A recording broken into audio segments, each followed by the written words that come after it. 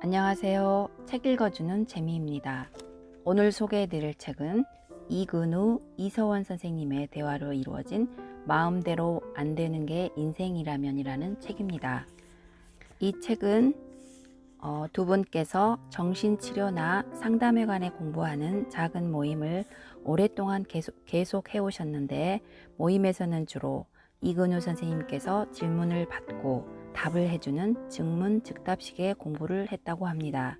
그때 이서원 선생님께서 모임에서 공부했던 것처럼 인생과 관계를 주제로 즉문즉답을 하여 책을 써보자고 제의했는데요. 그 책이 바로 이 책이라고 합니다. 저자에 대해서 한번 보도록 하겠습니다. 이근후, 이화여자대학교 명예교수이며 정신과 전문의로 50여 년간 환자를 돌보고 학생들을 가르쳤다. 퇴임 후 아내와 함께 사단법인 가족 아카데미를 설립하여 청소년 성상담, 부모교육, 노년을 위한 생애 준비 교육 등의 활동을 활발히 펼치고 있다. 76세의 나이에 고려사이버대학교 문화학과를 최고령으로 졸업하였다. 30년 넘게 매해 네팔에서 의료봉사 활동을 해오고 있으며 방송과 지면을 통해 행복한 나이듦의 지혜를 전하고 있다. 저서로 나는 죽을 때까지 재미있게 살고 싶다. 오늘은 내 인생의 가장 젊은 날입니다. 100살까지 유쾌하게 나이 드는 법 등이 있다. 이서원, 연세대학교 사회복지학 박사, 한국분노관리연구소 소장, CPBC 평화방송 라디오에서 가족 갈등 해법을 감정관리로 풀어가는 감정식당 프로그램을 진행하고 있다. 상처받고 분노하는 시민들을 위한 치유 상담 모임 붕대클럽을 이끌고 있으며 이서원의 마음 편한 상담소 소장으로 부부 및 부모 자녀를 위한 상담을 하고 있다. 한국 여성아동인권센터 이사로도 활동 중이며 고려사이버대학교 사회복지학과 교수로 재직했으며 현재 서강대학교 겸임교수로 재직하고 있다. 저서로 말과 마음 사이라는 책이 있다. 이 책은 총 9장으로 구성되어 있습니다. 1장 불안하고 상처받은 마음관리, 2장 지금 이대로의 내가 좋다, 3장 세상살이가 힘들고 지쳐도, 4장 가족 간에도 거리가 필요하다, 5장 아이는 부모가 허용하는 만큼 잘한다, 6장 가장 가깝고도 먼 관계, 부부, 7장 사람을 대하는 태도에 대하여, 8장 관계가 풀리면 일도 풀린다, 9장 오늘이 행복한 이유.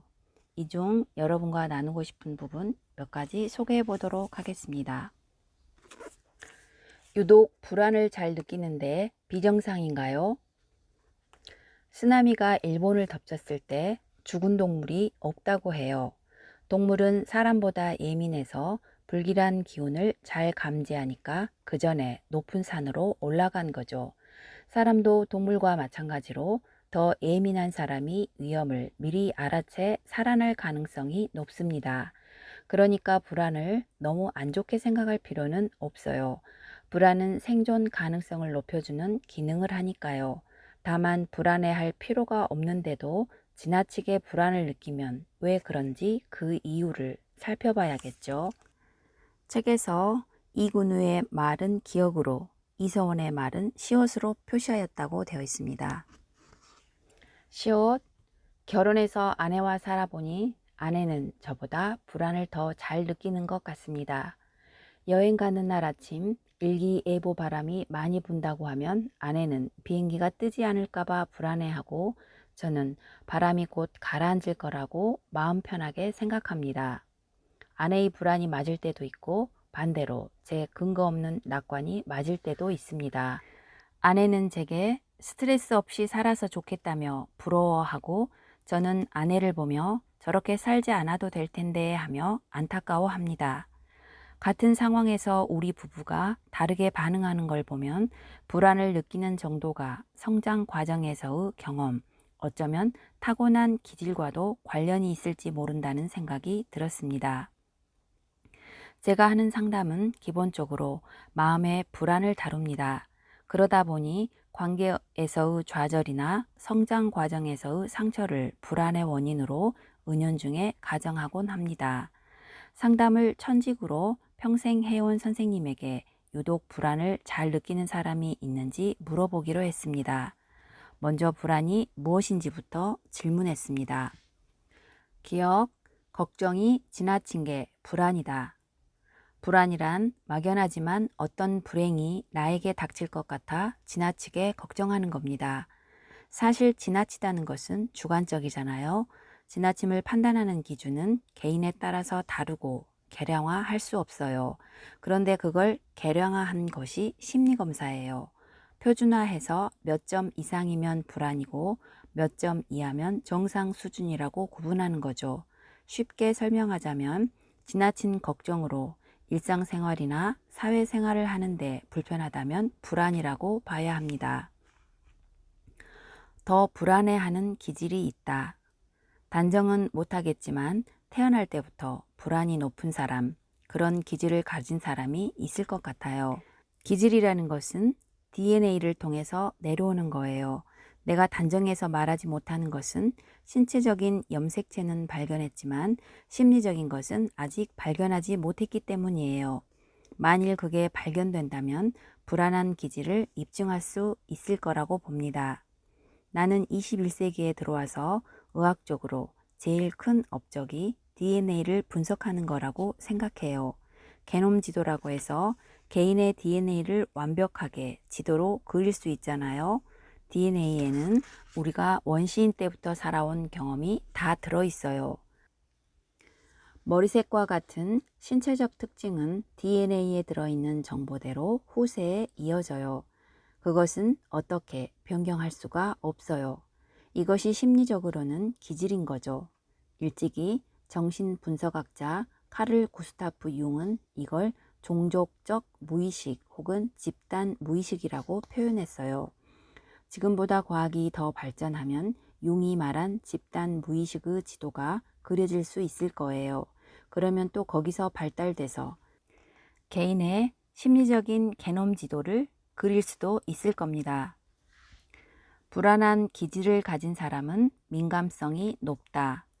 불안한 기질을 가진 사람은 다르게 말하면 다른 사람보다 민감성이 높을 겁니다. 일반 자극에 대해서 반응하는 정도가 굉장히 빠르고 높다는 거죠. 쉽게 얘기하면 가야금을 탁 튕기면 정상적인 사람은 튕기는 순간 소리를 듣잖아요. 예민한 사람은 실제로는 튕기지도 않았는데 튕기려고 하면 소리를 들어요. 둔한 사람은 튕겨도 알아듣지를 못하고요. 불안한 기질을 가진 사람 덕분에 우리가 산다. 정상적인 사람이나 둔한 사람은 불안을 예민하게 느끼는 사람 덕을 많이 보고 삽니다. 여행을 갈 때 불안한 사람은 그냥 떠날 수가 없어요. 준비를 철저히 몇 번이고 하는 거죠. 그럼 그 덕을 누가 봐요? 대충 준비하고 공항에 가서 아, 여권 안 가지고 왔다 이렇게 덜렁대는 둔감한 사람이 보죠. 불안이 많은 사람은 자신은 힘들지만 여러 사람을 편하게 하는 역할을 도맡아 하는 거예요. 그래서 불안이 많은 사람과 산다면 고마워해야 해요. 불안이 많은 사람은 문제가 있는 게 아니라 나와 우리 집을 안전하게 만드는 등대 같은 사람이에요. 이런 사람은 최전방에서 보초를 세우면 잠도 자지 않고 아주 잘 섭니다. 언제 무슨 일이 일어날지 몰라 잠이 오지 않는 거죠. 보안업체에 취직하면 직무를 아주 잘 수행할 수 있어요. 그러니까 불안이 많은 것이 문제가 아니라 불안을 어디에 활용하느냐가 문제인 겁니다. 배우자가 바람 피울까봐 불안해하는 데 쓰면 신경증적인 환자가 되는 것이고 지출 관리가 안 되는 것 같다고 불안해하면 집과 회사를 살리는 충신이 되는 겁니다. 불안을 없애려 하지 말자. 기질적으로 불안이 많은 사람은 그것을 없애려고 하면 안 돼요. 노력해도 없앨 수가 없는 걸 없애려고 하면 불안이 더 높아질 뿐이에요. 곁에 있는 사람이 자꾸 안심하라고 이야기하는 것도 아무 소용이 없어요. 이게 불편하다는 걸 본인도 알거든요. 자신도 어쩔 수 없는 걸 자꾸 옆에서 누가 뭐라고 하면 더 속이 상할 뿐입니다. 불안이 심해져서 일상생활이 힘들다면 병원에 가서 검사도 받아보고 처방도 받아야겠지만, 그렇지 않다면 불안을 나와 가까운 사람에게 어떻게 도움이 되도록 활용할 것인가를 생각해야 해요. 그게 나도 살리고 남도 살리는 길입니다. 그렇다고 둔한 사람을 비난할 필요도 없습니다. 둔한 사람도 둔하고 싶어 둔한 것이 아니잖아요. 그래서 세상에는 둔한 사람도 있고 예민한 사람도 있어서 서로 돕고 사는 거예요. 불안을 잘 활용하면 예술가도 될 수 있고 시인도 될 수 있어요. 내 불안에 대해 받아들이고 너그럽게 웃어주세요. 그게 불안을 안고 살아가는 마음 편한 방법입니다. 시옷, 선생님의 이야기를 듣고 아내에게 미안하고 고마웠습니다. 불안을 가진 아내가 문제라고 생각해서 미안했고, 아내 덕분에 여행과 일상생활이 조금이라도 더 안정되게 이루어졌다는 것을 알고 고마워졌습니다. 또 제가 낙관적이기는 하지만 둔한 것일 수도 있다는 건 저에 대한 새로운 발견이었습니다. 그렇다면 둔한 저 덕분에 아내도 덕을 본 게 있었을 것 같습니다. 걱정하지 말라며 안심시켜주는 남편이 있어 예측하지 못한 상황에서 불안 게이지가 조금은 낮아질 수도 있었을 테니까요. 그래서 서로 돕고 사는 것이란 선생님의 말씀이 더 와닿습니다. 천성은 바꾸는 것이 아니라 활용하는 것이로군요. 내가 하늘에서 가지고 온 기질은 있는 그대로 인정하고 받아들여 나와 남에게 활용한다면 어떤 기질도 좋은 기질이라 할 수 있겠습니다. 아내도 저도 참 좋은 기질을 가진 어울리는 부부입니다. 모든 부부가 그렇겠지만 말이죠. 열심히 사는데도 왜 내 마음대로 안 되는 걸까요?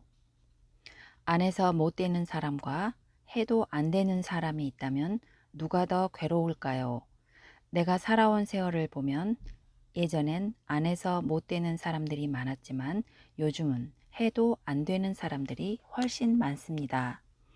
해도 안 되면 무력감이 생깁니다. 그리고 우울증이 생기죠. 요즘 젊은이들은 우울증 세대입니다. 우울증을 벗어나기란 무척 힘듭니다. 열심히 하면 세상이 내 마음대로 척척 되는 게 제일 좋겠지만 그렇게 안 되면 내가 이리저리 움직일 수밖에 없죠.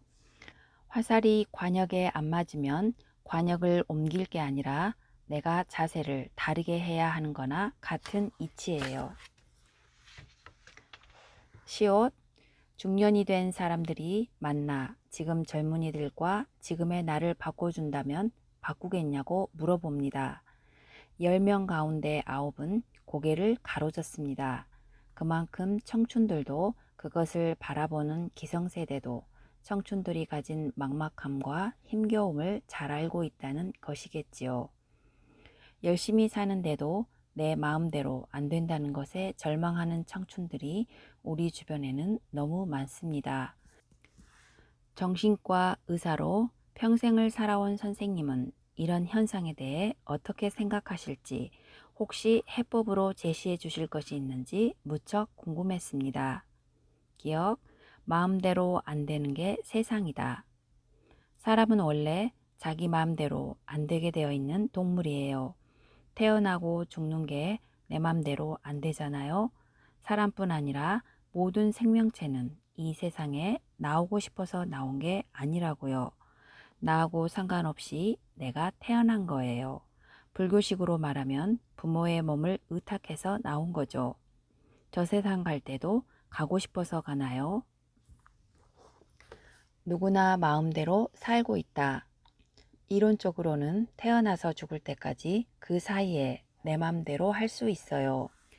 프랑스의 철학자 샤르트르도 인생은 B와 D 사이의 시다라고 했어요.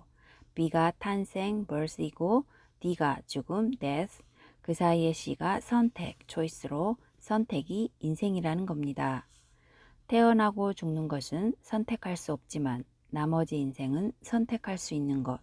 다시 말해 자기 마음대로 할 수 있는 것이라고 한 거죠. 자기 마음대로 된다, 안 된다고 하는 것이 자기 느낌이 그렇다는 것이지 실제로는 마음대로 하고 있어요. 다른 사람이 어떻게 살아야 한다고 할 때 그것을 할지 말지도 자신의 선택이잖아요. 선택은 마음대로 하면서 결과가 원하는 대로 안 나오니 자기 마음대로 안 되는 것처럼 느끼는 거죠. 산다는 것은 주변 환경에 적응한다는 뜻이에요. 날씨가 추우면 옷 껴입고 사는 것처럼 적응하는 거예요. 적응이 안 되면 자기 마음대로 안 된다고 느끼게 됩니다. 결국 선택의 주체는 자기예요. 결과가 불만족스럽거나 좌절되니까 탓을 하지만 따지고 보면 자기 자신이에요. 그런데 아무도 자기가 선택해서 산다고 생각하지 않아요. 우리는 결과가 좋은 걸 소망하잖아요. 그걸 이루기 위해서 선택을 하고요. 선택은 자기 딴에는 잘했다고 생각하지만 결과가 나쁘면 좌절이나 절망 같은 감정을 느끼는 거죠. 내 마음대로 되는 게 없구나 하고 통찰력이 조금 더 있는 사람은 내 선택이 잘못됐구나 라고 생각하죠. 내 마음대로 하긴 했는데 내 마음대로 한 게 결과가 잘못되었구나. 이것만 알아도 굉장한 거예요. 선생님의 말씀을 듣고 혼란스러워졌습니다. 선택이라는 말이 이해가 되면서도 선택할 여지가 적을 때라면 과연 선택의 자유가 있는지 궁금했습니다. 예를 들어 백화점에 갔을 때 10만 원을 가진 사람은 100만 원을 가진 사람보다 선택의 폭이 좁습니다. 처한 상황과 조건 자체가 절벽처럼 깜깜한데 젊은이들에게 내가 더 현명하게 선택해야 한다고 말하는 게 온당한 일인지 의문이 생겼습니다. 선생님의 다음 이야기가 궁금해졌습니다. 기억, 시선을 돌리면 다른 선택이 기다린다. 네팔에 갔을 때 오랜 세월 가까이 지낸 명상가 라즈반다리 씨와 4,000m가 넘는 카린초크에서 트레킹해서 2주 정도 명상을 하고 내려온 적이 있어요. 올라가면서 힘들잖아요. 라즈반다리 씨가 나한테 닥터리 이 소리 안 들려 하고 묻는 거예요. 나는 속으로 환청인가 생각하면서 무슨 소리 하고 되물었어요. 벌레 소리가 들린대요. 이 장대한 자연 속에서 벌레 한 마리가 운다고 들리겠어? 내 귀엔 안 들려. 라즈반다리 씨가 옆으로 오라고 하더라고요. 둘이 누워서 하늘 쳐다보고 히말라야를 쳐다보니까 온갖 소리가 다 들리는 거예요. 자세히 보니 곤충들이 지나다니더라고요. 이 거대한 히말라야 속에도 이런 작은 벌레들이 있다는 게 신기했어요. 곤충마다 내는 소리도 다 달랐어요. 그러니까 관심을 가지면 들리는 거예요. 들어 놓으니까 들린 거죠.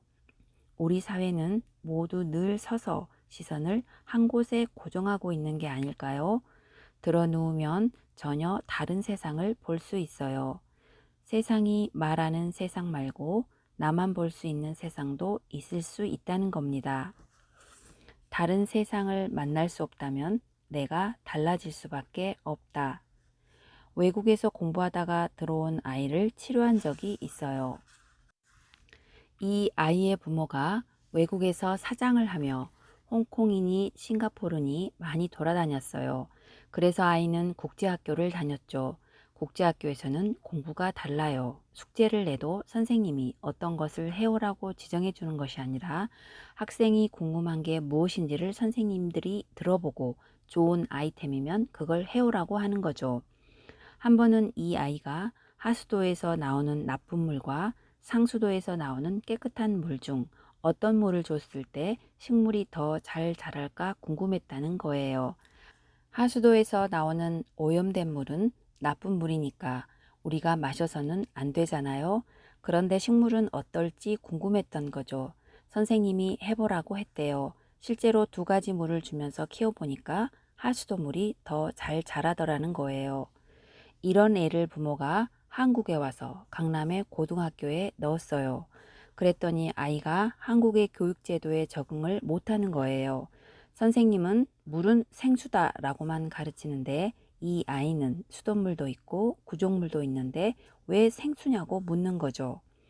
선생님은 시끄럽다고 하고 내가 면담을 해보니 애가 선천적으로 창의성이 있는 건 아닌데 외국에서 공부를 하다 보니까 그렇게 공부하는 방법에 익숙해진 거예요. 다양한 시선을 갖게 된 거죠. 그런데 우리나라는 그렇지 않고 한번 튀면 선생님 눈밖에 나잖아요. 선생님이 아이를 정신과에 데리고 가보라고 한 거예요. 그래서 내가 여기서 절대로 안 되니 아이를 외국에 내보내야 한다고 했어요. 결국 그 애는 미국에서 대학교를 졸업하고 회계사로 잘 나간대요. 한국에 있었으면 일탈했을 것 같아요. 우리 젊은이들이 이 아이처럼 다른 세상으로 갈 수 없다면 방법은 하나밖에 없어요. 스스로 다른 시선을 선택하여 다른 세상을 꾸려 사는 거죠. 그것은 정말 어렵지만 그래도 가야 하는 것이 지금 젊은이들의 슬픔인 동시에 해법인 거죠. 어느 때보다 요즘 젊은이들이 어려운 때에 살고 있어요. 나도 생각하면 마음이 아픕니다. 시옷, 다 듣고 나서 저절로 긴 한숨이 나왔습니다. 마음이 아프다는 말씀이 유독 가슴에 크게 와닿습니다. 그만큼 어려운 시절을 살고 있는 우리 젊은이들입니다. 취업 절벽의 아르바이트 자리마저 하늘의 별 따기인 세상입니다. 또 다른 시선이란 과연 무엇일까요? 오랫동안 한 시선에만 고정한 채 살아온 젊은이들이 새로운 시선을 가진다는 것은 얼마나 어려운 일이겠습니까? 저 또한 교수 생활을 그만두고 나올 때 새로운 시선으로 새로운 삶을 선택한 것이 너무 막막했었습니다. 결국 나이와 상관없이 난관에 부딪힐 때 세상을 탓하기보다 나의 시선, 나의 선택에 더 큰 힘을 싣고 내가 내 삶의 주인이 되어야 한다는 것이 선생님이 이야기하려는 인생의 이치인 듯 합니다. 힘든 젊은이들이 할 새로운 선택들에 응원을 보냅니다. 3대가 모여 살아도 괜찮을까요? 대가족이 함께 모여 사는 방법은 두 가지가 있어요. 하나는 할아버지에서 아버지로 이어지는 중심 세력이 그들의 가치관으로 다스리고 나머지 식구들은 무조건 순응하는 방식이죠. 또 하나는 할아버지고 아들이고 손주고 다 각자의 차이를 인정하고 존중하며 사는 방식이에요. 3대가 함께 사는 우리 가족이 17년 동안 별 탈 없이 살아올 수 있었던 건 두 번째 방법으로 살았기 때문입니다. 시옷, 선생님은 예티의 집에서 3대 13명의 가족이 모여 살고 있습니다. 예티란 선생님이 30여 년간 자원봉사를 다닌 네팔의 전설 속 설인이지요. 3대가 함께 살자면 크고 작은 문제가 생길 수밖에 없는데 오랜 시간 불협화음 없이 살고 있다면 거기엔 어떤 비밀이 숨어 있지 않을까요? 그리고 그 비밀을 알게 되면 우리도 3대가 함께 살아볼 용기를 낼 수 있지 않을까요? 3대는 아니더라도 2대가 좀 더 마음 편하게 살 수 있는 원리 하나쯤은 배울 수 있지 않을까요? 선생님에게 3대가 함께 살아가는 비결에 대해 물어보았습니다. 기억, 맞추면서 살아야 한다. 손주까지 3대가 한 집에서 산 지 어느새 16년이 되었습니다. 별 탈 없이 3대가 살고 있는 비결을 꼽으라면 맞추어 살았기 때문이라고 이야기하고 싶어요. 맞춘다는 것은 모든 관계에서 서로 맞춰야 한다는 말이에요. 나이 든 부모도 젊은 자식 얘기에 들어야 하고 또 젊은 자식도 노인이 된 부모 얘기를 들어야 합니다. 세대 간에 맞추는 노력이 왔다 갔다 해야 하는 거죠. 꼰대하고는 못 산다. 내가 아들 손주들과 살아가기 위해 노력한 게 있다면 꼰대 소리를 듣지 않으려고 한 겁니다. 꼰대라는 건 사실 나이와 상관없어요. 나이가 몇이든 자기 습관을 완고하게 고집하는 사람이라면 꼰대인 거죠.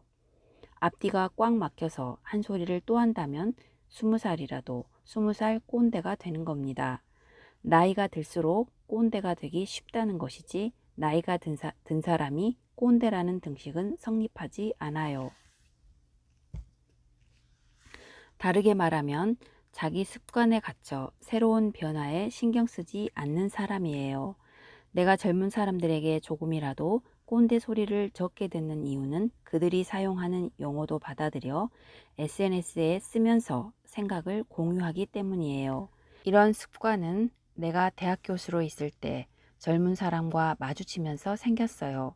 대학교에서는 4학년이 졸업하면 또 새로운 1학년이 들어오잖아요.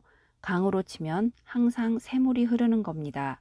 내가 그 애들과 함께 생활하려면 소통하려고 여러 가지로 노력해야 해요. 그렇게 눈높이를 맞춰 말하고 생각하는 습관을 갖게 되어 나이 든 사람과 이야기하다 보면 내가 젊은 사람을 많이 이해하는 것처럼 보이게 되는 것 같아요. 사실 내가 젊은 사람을 이해하는 것은 눈꽃만큼일 수도 있겠지만 꼰대들이 보기에는 굉장히 크게 보일 수도 있을 거예요. 질문하는 것만 대답한다. 3대가 함께 살면 제일 방해되는 것은 수직 대화예요. 누구나 주인이 되고 싶어 하지 남의 종 노릇은 하고 싶지 않잖아요. 그게 부모라고 해도 말이죠.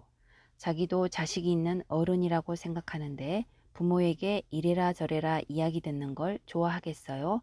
그래서 수직 대화, 즉 일방향 대화는 가급적 하지 않는 게 좋습니다.